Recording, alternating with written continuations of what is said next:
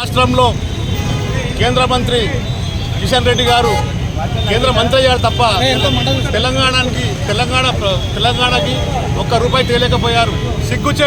సిగ్గుండాలి కేంద్ర మంత్రి కిషన్ రెడ్డి గారికి. ఆయనకు పదవులే ముఖ్యం.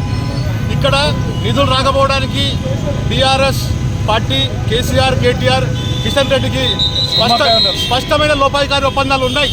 ఇది స్పష్టమైన లోపాయికారి ఒప్పందాలు ఉన్నాయి కాబట్టి ఈరోజు తెలంగాణకి ఒక్క రూపాయి నిధులు లేకుండా మళ్ళీ మా రేవంత్ రెడ్డి సీఎం గారి మీదనే దిష్టిబొమ్మ కలుస్తున్నారు.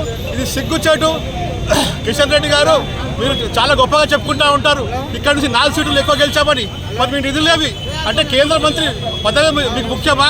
ఇక్కడ నిధులు అవసరం లేదా అంటే తెలంగాణ సమాజం ఇక్కడ స్పష్టంగా ఒక విషయం ఆలోచించాల్సిన అవసరం ఉన్నది. ఇక్కడ నుంచి ఒక్క రూపాయి నిధులు రాలేదు కాబట్టి దీనికి బాధ్యత కేంద్ర మంత్రి కిషన్ రెడ్డి గారే వహించాలని చెప్పేసి ఈ సందర్భంగా డిమాండ్ చేస్తాం.